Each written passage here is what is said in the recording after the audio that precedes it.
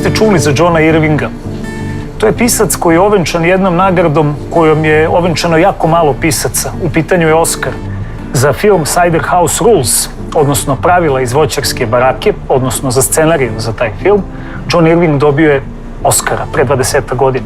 Remek delo, vanserijska priča o dečaku sa slomljenim glasom. U pitanju je knjiga Molitva za Ovena Minija. Izuzetno zanimljiv roman sa jednom tehnikom pripovedanja koja nije česta među piscima i sa vrlo, vrlo osobenim junakom. Ipak, remek delo je i njegov roman Svet po Garpu. To je u širem smislu Bildungspriča, priča o odrastanju jednog čoveka u Americi posle Drugog svjetskog rata. Majka glavnog junaka, Jenny Fields, ostaje u drugom stanju. Jedino ona zna ko je čovek sa kojim je zatrudnela i rađa se T.S. Garp, junak ove povesti. Garp odrasta u protivurečnom svetu koji ne razume baš najbolje. Počinje da se bavi rvanjem.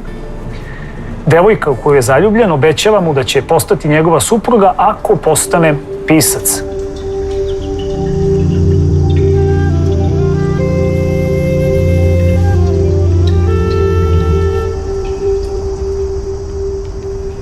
Kada objavi svoju prvu priču, ona obećanje ispunjava. Ova pripovest obiluje humorom, obiluje neobičnim scenama, obiluje galerijom likova koji su vrlo upečatljivi, obiluje pričom o nekim pokretima i strujenjima u Americi koje nam nisu naročito poznata. Ali pre svega ovo je pripovest o čoveku koji pokušava da se snađe u svetu u kome živi i da bar nešto shvati od onoga što ga okružuje.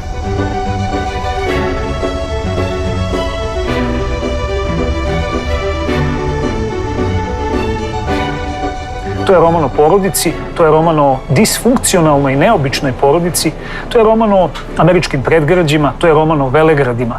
To je roman ispunjen gorkim, ali divnim, lucidnim humorom. To je roman koji obiluje groteskom. Irving je zaista majstor za to. To je roman u kome se odigrava nešto neobično. Naime, pošto je glavni junak pisac, mi pratimo njegov put, njegovo sazrevanje, njegov uspeh. Priču o piscu upotpunjavaju novele. Naime, u ovoj knjizi postoje 2 ili 3 umetnuta dela koje su dakle priče koje je napisao pisac koji je glavni junak. Pamtim jednu zabavnu anegdotsku sa vučijakom koji je vezan tako da ne može da dohvati mačku koja ga provocira, a tu priču Garp priča svoj deci pred spavanjem. Izvanredan roman, skladan, kompoziciono gotovo savršen, sa vrlo, vrlo upečatljivim, lepim, živim jezikom. John Irving je pisac koji bi mogao da se svrsta u naturaliste, ali istovremeno promišljen pisac, pisac kome ne izmiče filozofska dubina, iako ponekad može da izgleda da se ovaj roman previše bavi onim sirovim, tvrdim, svakodnevnim životom. Remek delo američke književnosti i ako ste u prilici, počnite da ga čitate odmah.